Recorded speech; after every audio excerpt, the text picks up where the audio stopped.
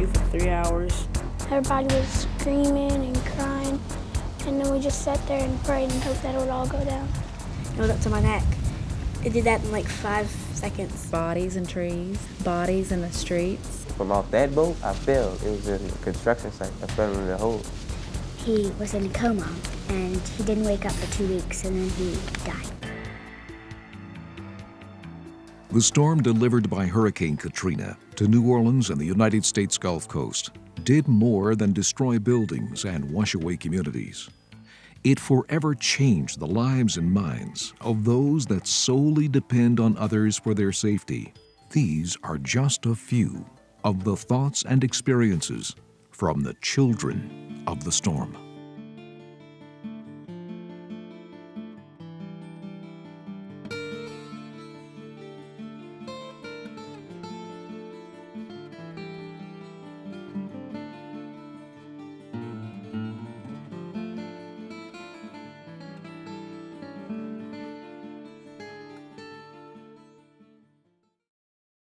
You've heard the saying, you have to see it to believe it.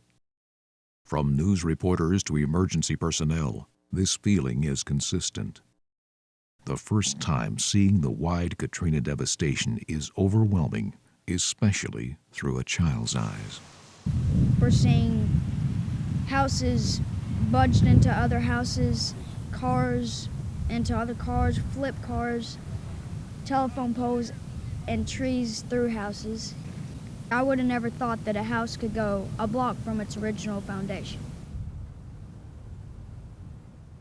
It was August. New Orleans and Gulf Coast schools had just started. But to most, it was still summer, lazy with no cares. Less than a few hundred miles away, though, there was a storm that would change all of anything that the children knew was normal. These are a few of their stories. Before my house got flooded, it was really cool. We had like a circle. It was a cul-de-sac, and we'd be able to play in the fields. We'd play football and all different kinds of things. And I'd play basketball with the basketball goal I had got for Christmas. Well, I felt that it was going to be pretty bad, and I felt that there was going to be much excitement afterwards because I felt that it was going to be as bad as Camille or worse. When I first heard about the hurricane, I didn't worry about it. Only thing I had was football and some of my friends. That's it, in school. I didn't think it was really going to be that bad. I didn't expect what it looks like now. And I really wasn't that scared, but when the hurricane was hitting, I got a little scared there.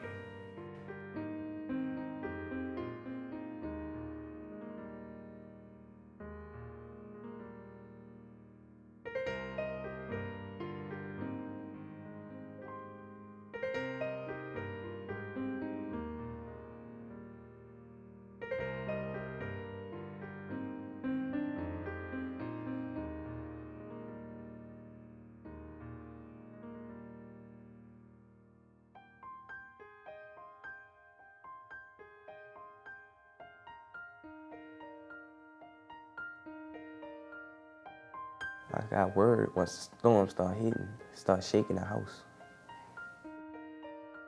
I was pretty scared.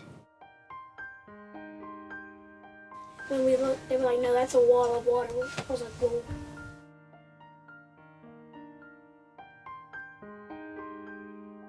Their roof collapsed on them. They couldn't make it out the house.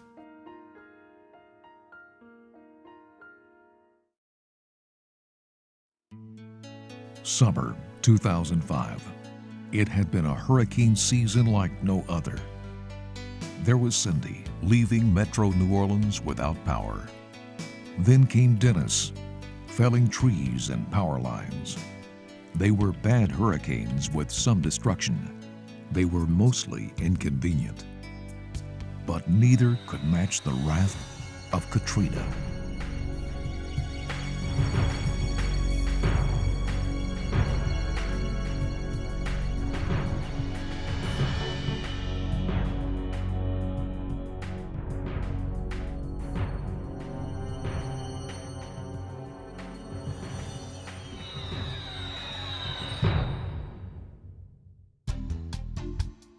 Friday, August 26th. It was a typical day for people in New Orleans and along the Gulf Coast region. They went to work, while their children filled the classrooms, getting into the swing of a new school year. All the while, a powerful hurricane churned in the Gulf of Mexico, gaining strength as it turned its course and headed toward New Orleans. At the end of the school day, when classes were dismissed for the weekend, neither teachers nor students realized that their lives would never be the same. We had no clue that the storm was going to hit this area on a Friday. You know, I told everyone goodbye on that Friday, assuming I would see them again Monday. Well, I was really deeply into the curriculum activity in the car. Well, I really didn't hear much about the hurricane.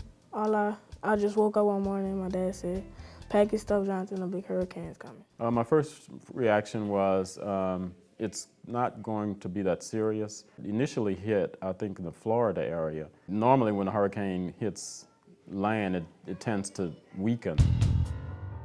Work let out. People headed for home. But in the Gulf, wind gusts grew stronger. Katrina gained power. After she passed the tip of Florida, she was a tropical storm. But the heat of the Gulf gave her power. She became a deadly Category 5 hurricane. The people in her path had an important decision to make: evacuate or stay and ride out this storm. Saturday, August 27th. Evacuations began en masse. Outbound arteries were clogged with traffic as the citizens set out to find safety. Some went farther inland, while others headed to other cities or states. One thing they all had in common was that they left practically everything they owned in their homes, which were now projected to face what had been referred to for years as the worst-case scenario. Well, when we first heard about the hurricane, we were up in Jackson visiting my mom's parents. And so we decided, because that was Saturday, we decided to go back down to the coast right away, as soon as we could. And then we got there, we just started, getting ready, boarding up our doors and everything, taking pictures of all our stuff. And so then we decided to go to Hurley, to my dad's brother's house. And we stayed there for a week after the hurricane. Well, how we got ready is, we kind of just heard the story on TV. We packed up, got ready to go, and left the day before the storm. In fact, I carried almost everything on this big yellow shelf I have in my room. Rocks I collected, little carved animals I collected, ancient coins that I found, and my pet butterfly that died, my safe, everything I could find. My stuff from my whole life, basically. My grandpa started trying to figure out what we were gonna do and if we were gonna stay. We figured out that we were going to leave the house and go to Jackson. We packed up and we left the next day, which was Saturday. We had evacuated as soon as the news came on and they showed the hurricane warnings and everything. So right then and there, we had left and we went to Alabama. Well, we went to West Monroe, stayed there in a hotel for a couple nights, and then we went to West Louisiana and we stayed in a shelter. Sunday, August 28th. In New Orleans Parish issues an unprecedented mandatory evacuation. Mandatory evacuations had also been issued along and near the Gulf Coast. More people fled, but others who were either unable to leave or those who chose to stay and ride out the storm, believing it would not be as bad as predicted, stayed in their homes or went to shelters. We evacuated on Sunday and we had a pretty big van, but we also had other people coming with us. So we brought my mom's breakables, and we brought a few clothes because we didn't know it was going to be this big. We did not stay in the house that we lived in because our house was on the beach. We got off of the beach about a half a block away to a house, of course, that had been safe and Camille, which is the standard of most people who've been through storms. And we were all sitting watching the news, and we just happened to see the computer projection of what could happen if the levees broke. And I called all my family together and I explained to them, I said, if it's wind, we could probably ride it out, but if it's water, we have to run. Monday, August 29th. At 3 a.m., Katrina made landfall at the Southwest Pass at the mouth of the Mississippi River. Power outages began. Soon the winds began to blow stronger. Those who stayed behind found themselves trapped by the powerful storm with only one goal: survival. A nighttime storm can be unnerving. When it's a hurricane, it's one frightening event. I remember that I was sleeping, me and my sister were sleeping, and then the electricity went out. And then we got up and was sitting on the table, and then I went to the bathroom for a minute, and I came out the bathroom and I was in a knee of water.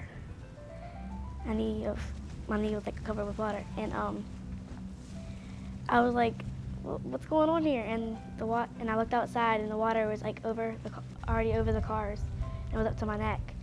It did that in like 5 seconds, It was really scary. We went to a hotel that my mom worked at, the Marriott Spring Hill Hotel. And if you need to know, that's down the street from the convention center. And we stayed there during the hurricane.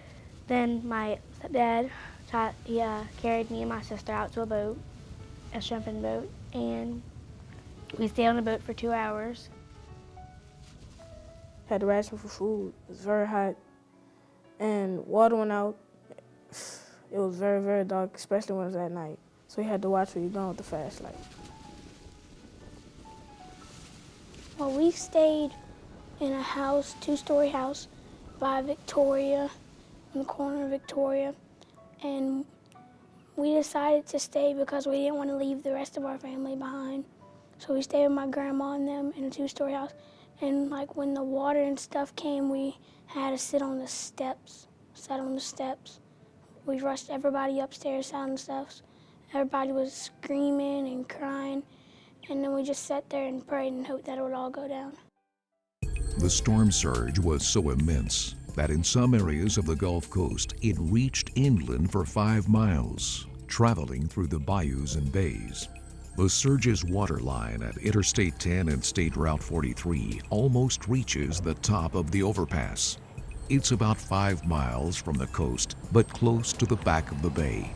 Even months after the storm, crabs still crawl through the puddles nearby. Many people left. Many stayed through it.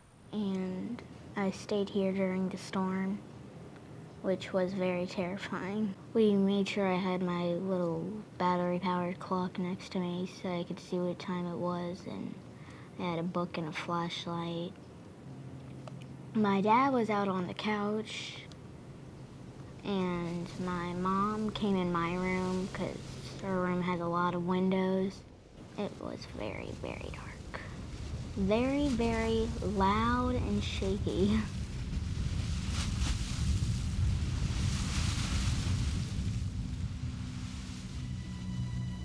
When the storm hit, I was very scared, and my grandpa said he couldn't see the mailbox. Then we was very scared, me and my little brother. And my mom went over there, and my grandpa found 4 white men going on looking and saying they're not helpers, but they'll help us get out of our house. And then we started. My mom told me if any water comes in the house, hop on the dresser.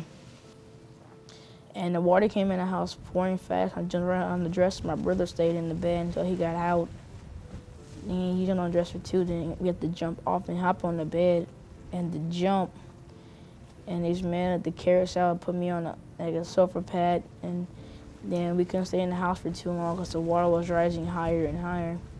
We went outside in front of our house, but the bricks were, but we couldn't stay there much longer either. The water was still getting higher and rising, and we went inside we couldn't get on the roof because the wind was blowing too hard. Then we decided to get on the tree. I was stuck on the tree for 3 hours. We didn't have any clothes on and stuff, but the only thing that kept us warm was the water. You could hear like gusts, and like whenever a tree snapped and hurt the ground, you could hear a pretty big boom. And whenever the wind blew, you could hear like a gust, like weird gust. It sounded like a whistle kind of. As the Gulf Coast suffered the wind and surge, most New Orleanians felt they had been spared the worst of Katrina, unaware that the lower Ninth Ward was taking on water. The eye of the storm slammed through eastern New Orleans. Winds tore holes in the roof of the Superdome, and windows in high-rise buildings began to blow out. At 11 a.m., there came reports of the breach of the Industrial Canal, flooding the neighborhoods of eastern New Orleans, the lower Ninth Ward, and all of St. Bernard Parish.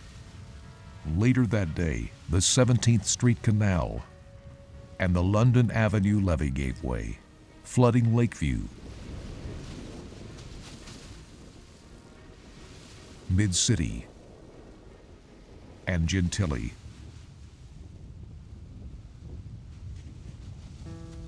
This would be a day of death and destruction.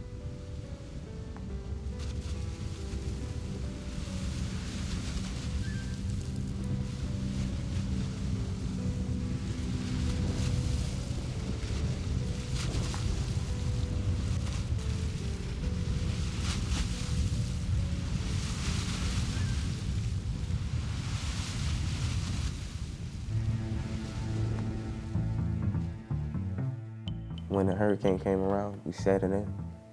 My mama told us not to worry about it. We didn't. Boarded up the house and that's it.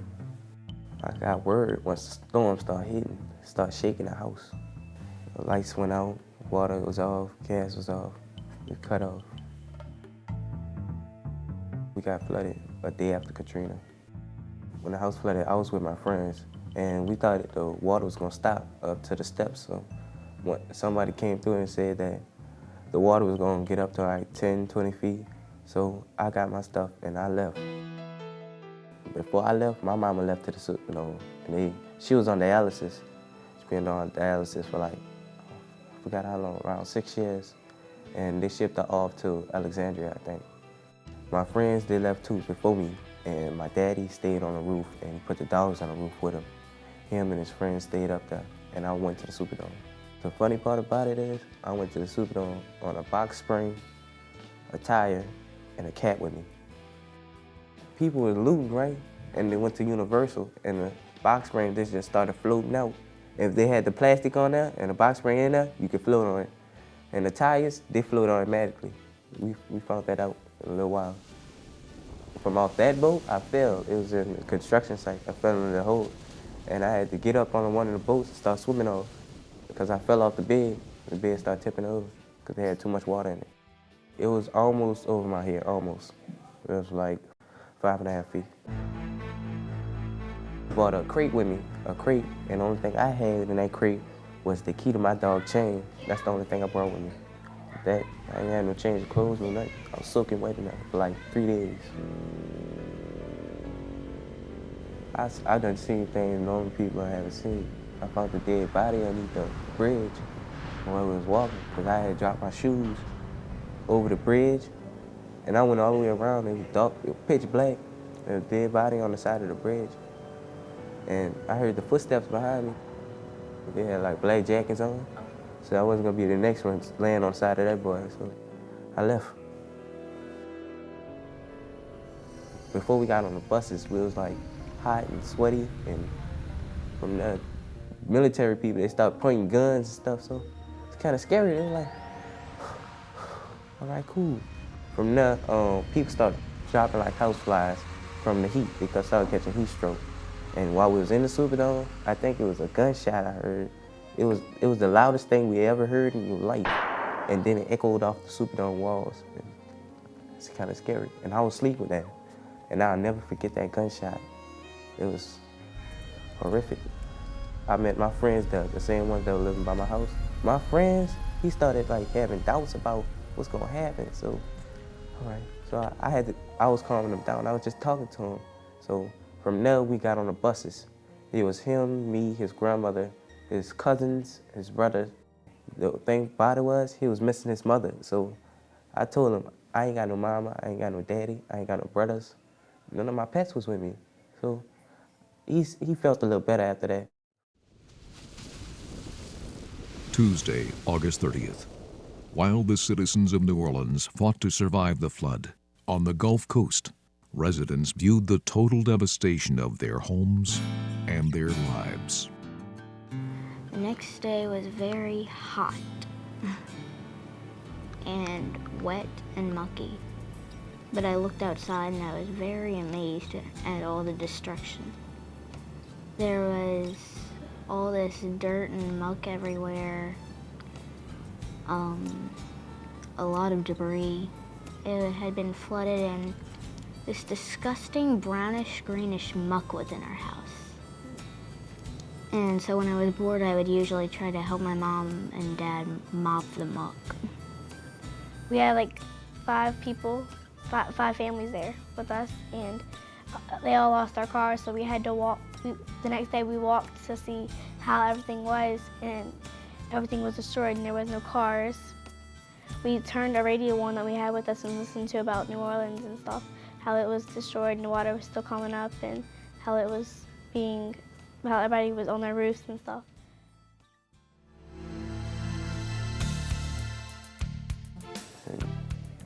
Shambles, that's what it is.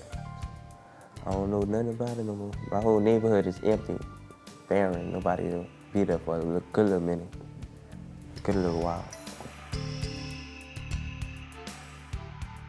My grandma, she lived with us, and they have a downstairs room, and she lived in that one. And her room got messed up, and her bed. We had neighbors that lived next to us, and their house had got flooded up too. Soon as the hurricane was over, we stood in the hotel for the hurricane, and as soon as it was over, we walked around and looked at the damage. Everything, it was all devastating to me. But my mom, she thought that, well, it was okay, but it wasn't as bad as it could have been. So as soon as we heard the bridge was open to go home, we went home and we packed up everything. Then when we went home, we ate, we boiled some water, and it was like, it stunk. It was a bad smell. Like, I never seen chicken do that in my whole life. Chicken turned black. I never did that. I came back and my house was still up, but when I walked inside, I smelled something that smelled horrible. This was my freezer. I couldn't really see inside of it, but the door was knocked down and they had a crack in the window. And all the road, it was cement, but now it was all dirt. Sometime in October, we went down there to stay for like a weekend because I was going to school up in Jackson, so had to work that out. My house is totally gone. We walked down to Fred's and to Savings Center and Walmart, and we had to pick up, the police gave us permission to pick up food and clean it off with bleach and stuff so we could eat it. 3 days after the hurricane, they came in with MREs, and we had to eat them for a couple weeks. The mud, it smelled kind of really bad. It was real slippery. You could walk and like every couple seconds you'd be slipping around, about to fall. And it stunk pretty bad, makes you want to gag. Only the grown-ups got to watch TV most of the time. The news. I just felt kind of guilty that our house shouldn't have survived because it lives like 10 feet away from the beach. Carol barely got touched. My friend Emma Hosel and Alex Hosel lived down the street, not too far from the corner, just a house down. Their house was wrecked inside. The walls had to be torn out. There was mud all over the place. Actually, I come into my house before Christmas to help my mom clean it out and everything. I was a little surprised when I came in to see what it looked like because all the walls were ripped out and I could see under the stairs and everything. It was just all messed up and everything. The branches fell off. It broke the window. It broke that thing up there with the light. The playroom didn't have anything on it, and they didn't have any tiles in or anything. And all of the toys downstairs were thrown away. And we didn't have hot water, so we had to go to the bathtub for oatmeal. We had to go to the bathtub and get hot water and pour it. Our playroom was ripped out. That wall was ripped out. I mean, like, it was like, maybe our couch was messed up, the carpet, and all kinds of stuff were messed up. But I got a new kitchen. Oh, you have a new kitchen now? It's in the garage. With family in Lake Charles, young Blake Ellender has seen much of southern Louisiana, but nothing like this. Earlier we saw that a barge was actually on a school bus and it had landed on a house because the waters were so hot. You can only imagine the pressure of the water when the levee broke, because I'm seeing houses, we could see where they originally were and we could see them a block away. And we're about 3-4 blocks from the actual levee where it broke.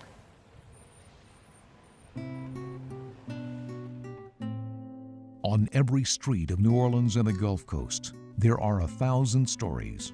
Here are some of the children's. And these two white men swam to my roof, lived from house to house, and they found the boat, but I don't know why they couldn't bring it over. So they have the life jackets for a few of us. You had to go from one tree to the electric post and stay there. You had to tie it to the electric post to another tree. You had to tie it to the electric post all down to the apartment stairs. Then they had to pull the rope to get over there. Then they floated across. This in my room, it was a cross, and it was on my bedside table, and everything else floated, but it actually stayed on the bedside table, and the bedside table floated. It was kind of weird. That's like really special to me, because my great-great-grandmother gave it to me, and she died 2 days later after she gave it to me, and I'm glad I still have it. Well, while we were up in Jackson, my mom had a friend, and she invited me and my sister to go to Alabama, Montgomery. And while we were in Alabama, my brother started getting sick. My mom had taken him to the doctor, and they just said it was a fever virus. But then he started where he couldn't talk and he couldn't walk, and then he was in a coma, and he didn't wake up for 2 weeks, and then he died. He caught rabies because our house, it was 128 years old. Sometimes bats would come in, and they think that a bat bit him, and he wouldn't have even known because they're so small you can't even find them. Well, actually, our power was only out for a little while. Then it came back, and everyone out of all Basin, there was a waveland everywhere almost, was coming to our house to wash their clothes. I don't know, like, there was actually a wrestling team that came to our house to help around town, and they stayed at our house, take showers and all that. We were in the hotel for about 1 day, and then the storm came. The winds were blowing everywhere, and then when it got really bad, the electricity went out. I just happened to be in the elevator. I was stuck in the elevator by myself for about an hour until I was rescued. I screamed and called and tried to get somebody to help me. Somebody heard me and they called for my dad, and then the fire department came. The elevator man unlocked the elevator for me and I was rescued. Well, my aunt, she got sick from the mold and she was coughing up blood and puking a lot, and she went to the hospital and was in the hospital for 2 weeks after the hurricane. I think she had a blockage in her lungs or something. I'm not sure, but she's okay now. When I go in the house, my mom makes me wear a facial mask because sometimes I'll go in there because sometimes we'll cook in there because the stove works in there. The FEMA trailer stove broke, so we have to go in there sometimes and cook. And when we go in there, she makes us wear a facial mask and gloves if we touch anything. And the messed up thing was, my birthday was on September 5th.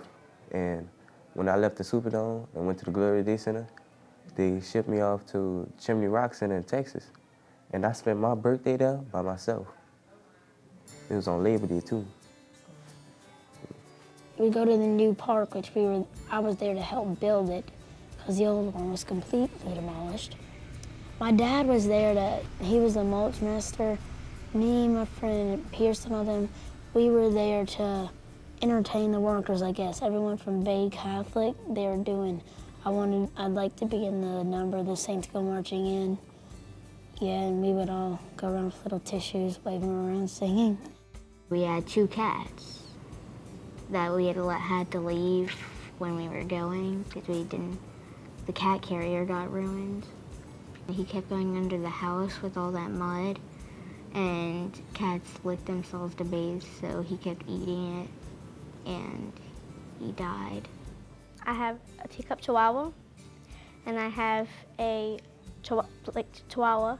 They survived with us, but we couldn't find their food that much. But we had food with them and then they ran out of food, and we had to go look for food for them at Walmart and stuff like that.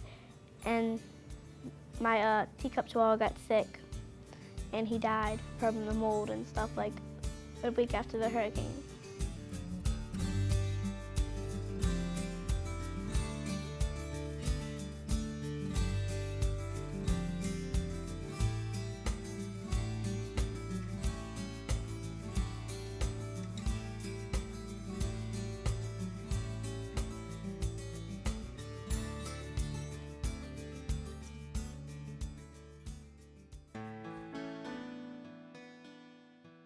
The children had faced some of the worst experiences imaginable. Among the first ones to hear these stories were their teachers, who had also experienced terrifying loss. My husband works for the National Weather Service, and I evacuated, with our pets, with my children, and with pictures. Maybe 80% of the pictures in my home, and I had to leave everything behind. I videotaped my home. The way that it changed me is my husband had to stay. He had to stay in the eye of the storm, and he was missing for 3 days, but he was in a bunker on the inside of the building. It was a storm shelter. It's made of steel. And the water pretty much made it up to the building that he was in and stopped. But I had no way. The phone lines were down. I couldn't get through to his cell phone. So, just me personally, I was raised without a father, and I have 2 daughters, and it killed me because I didn't want to come home with no father for my children.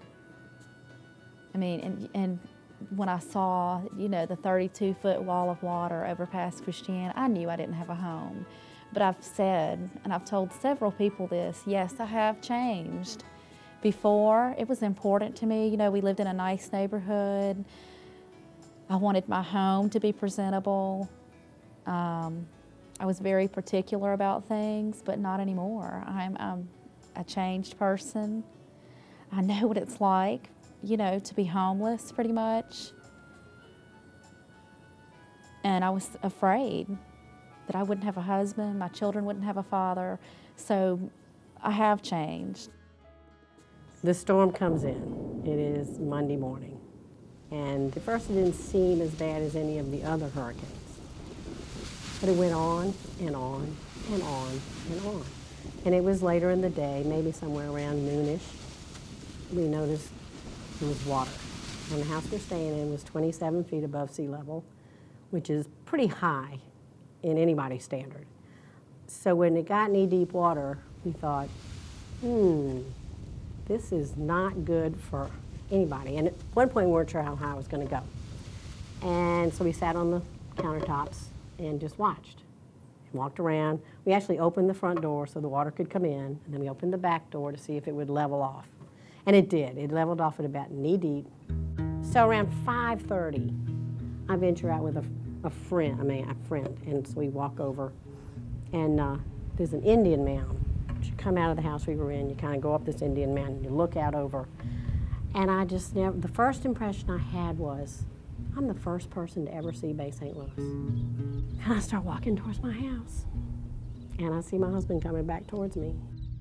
I think I know where I am, and my husband had to walk me to where our house was, and there was nothing except the road now had all this lumber in it.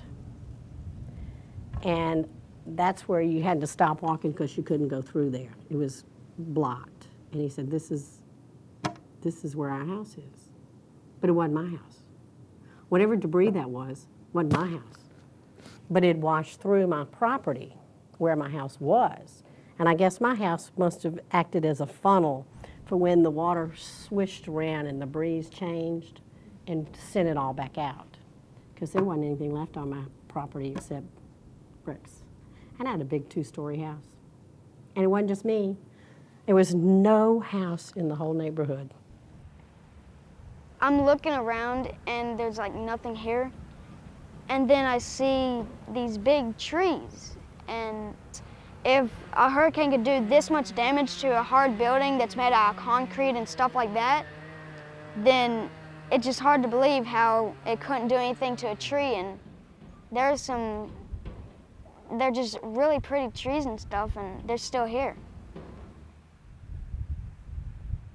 Surviving a terrifying experience, losing their home, their possessions, the Crossed family of 5 are living in a FEMA trailer, still trying to live a normal life. This, my mom, Gwen Cross, that's her name. This is the older stepsister. Her name is Jessica. This is the younger stepsister. Her name is Brooke. And their dad, my stepdad, he's not here. His name is Mr. Jessica. Water came in. They were all screaming how they were going to die. I think she was the only one who really didn't say anything, you know, yeah, because about anything. I don't think she knew what to say. I was like in shock, like ever. Like I didn't think it was gonna get like really high. Like the water started coming in like from outside, like from the ground and stuff, like through the bricks and everything, and through the doors and everything. And I was just like freaking out, and all the kids were like, "Oh, we're gonna die!" And I was just like, let's not think about that. And then when the water started coming out, I was just running around the house. I was just crying. Jessica just pulls me over. She's like, "It's just water, bro. Calm down." After we went to sleep, when we woke up, nobody really went to wake up because you're waking up to nothing. I don't think we'll ever stay for another one ever. If they don't want to come, I'm going to leave my family behind, my mom and them, because that's the reason we didn't leave. And I don't think I'd put the kids through it ever again. I don't want to go through it ever again. It scared me half to death.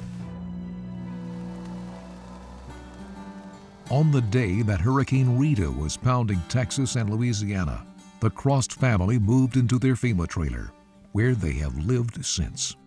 Your life in the FEMA trailer, besides being all cramped up, is it any different from your house? Yes, a lot. We don't have like our beds right. We don't have a lot of stuff we used to. My bed, it's like the couch. Can I show it to him? Sure, go ahead and pull it out. Go ahead. I mean, just.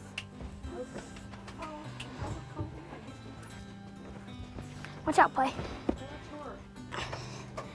Yeah, this is the bed. I found a sock underneath it. Yeah, my friend, PJ, he helped me with the water stand. He one time when he stayed out of my house, he tried to sleep under. My mom wouldn't let him because maybe it would collapse. She didn't know. This is it. It's all right. You can feel it.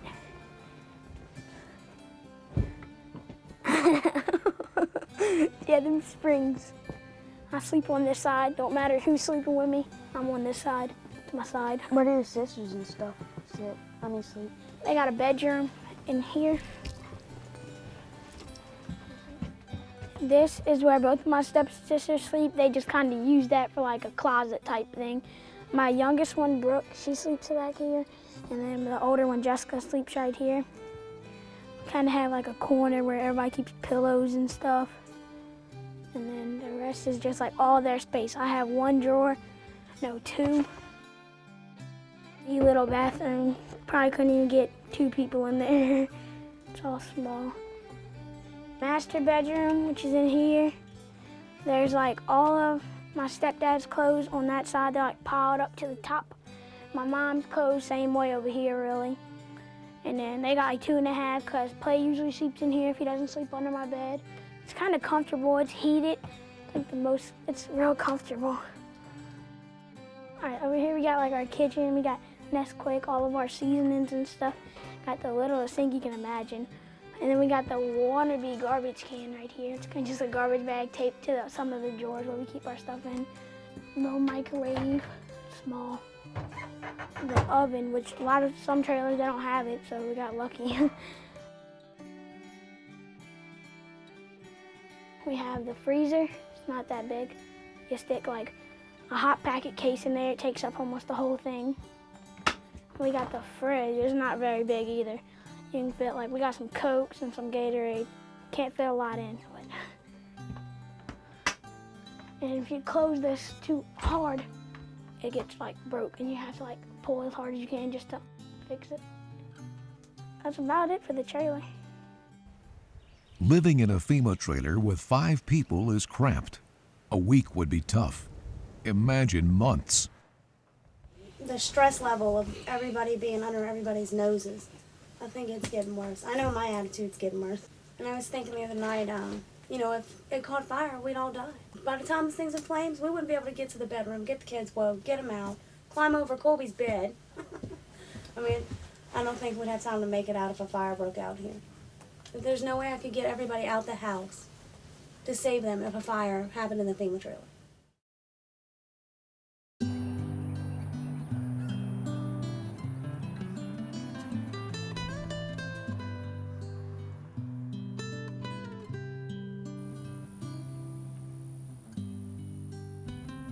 The beach used to be a fun place to play.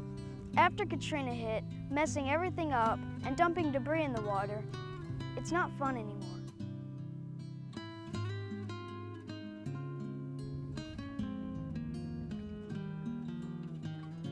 There is much more than loss of things in the rubble of New Orleans and the Gulf Coast. Katrina's theft of a lifetime of pictures, first report cards, and the faces of family members now gone are irreplaceable. No amount of money can buy back a family's history.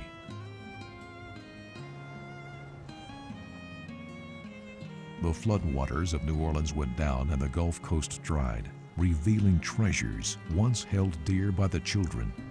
Bicycles, beloved stuffed animals, and other toys lay in the waste, muck, and the dangerous living mold that grew daily, causing sickness and disease. Nothing could be saved or salvaged. Cherished toys would never again rest in the hands of their young owners. Along with pictures and other precious family mementos, the toys awaited the bulldozers and trucks that would collect them and carry them to debris piles.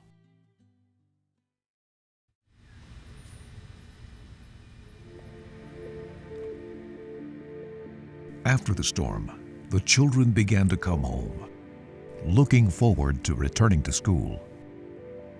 When they arrived, many found their schools destroyed. I miss the building. We had the most beautiful building. It was built in the 1920s. There were hardwood floors, the high ceilings. the auditorium, a hardwood stage. I really miss the gym and all the freezing cold water fountains. And actually like walk down hallways and actually hear a bell ring. It was messed up, like the wood was rotten. The keys were stuck, that you couldn't push the keys down. Well, we can't have computer lab because we can't have computer because we don't have a computer lab. And, you know, we can't check out books from the library because there isn't a library. And I'm a big reader, so it was kind of a disappointment to me. There's no green grass. It kind of looks like sand, but it's not sand, it's dirt. I like antiques anyway, but I just loved the building. The kids have nothing. Some of them had FEMA trailers, some were still waiting, some were in tents. It's just all kinds of situations. We had one child out of 25 that still had a home. So 24 kids out of 25 in my classroom had no home. Many of them don't know where their friends are, or they all seem to miss whatever school they attended before. They don't know where their teachers are, where their classmates are. Out of all the schools that are open, we have we're the school with the highest number of students that are experiencing PTSD. With some students, you'll see, crying that's unexplainable. We were the last district to open, so our students were out the entire time. They didn't come back until November 7th. Every day we have to remind ourselves, these are children, they're not robots. I can't program into them what they've missed. In some ways they're fast-forwarded mature-wise, but there's still, the intelligence has to be taught. I mean, the knowledge has to be taught to them. I see children willing to share with each other a lot more than they used to. And that is because I think so many people have been willing to share with them. So now that to me is a good thing that came out of this. Helping the children to readjust and cope, the teachers encourage them to express themselves through art and creative writing. And what the students are doing, we take different themes. Like in this school, we're doing Katrina surprises. And they could be surprises during the storm, after the storm, or even now that's going on. For example, one of the things that happened in Hancock County that was a good surprise is they had snow at the state park. Someone did that for them as a fun thing to do. And these particular children, as they drew, they also wrote, like these students are writing their descriptions or ideas on the backs of their paper. With the younger students, we wrote down the things they were talking about, and then we collect some of those ideas and we put them in words. It might be a little difficult to see, but if you notice, I see trucks all over picking up trash, moving trees, cleaning our town. I see blue roofs and big tents, FEMA trailers, and open now signs. These were younger students. We also have a book that will travel with the quilt, and there are more detailed stories in the quilt and some of the individual artwork from all the different schools that are participating in this. So that's why the words are just as important as the drawings.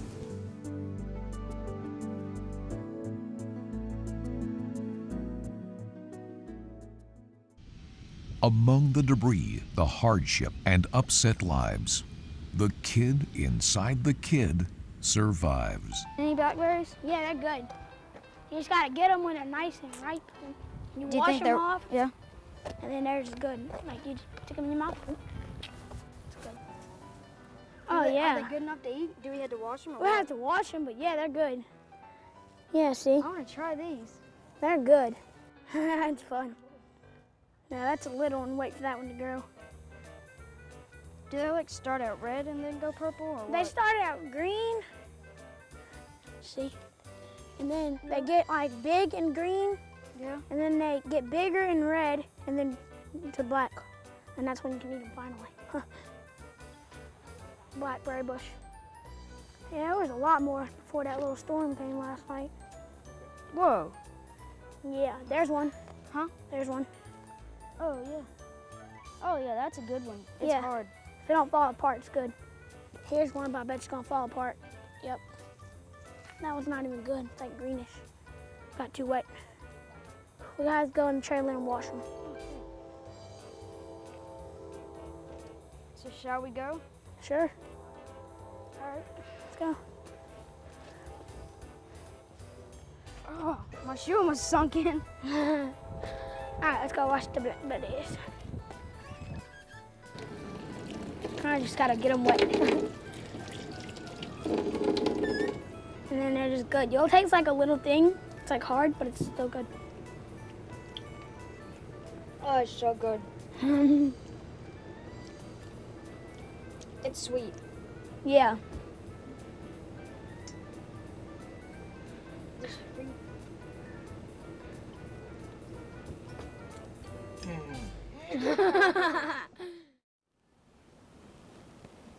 The children of the storm have shown great courage and resilience.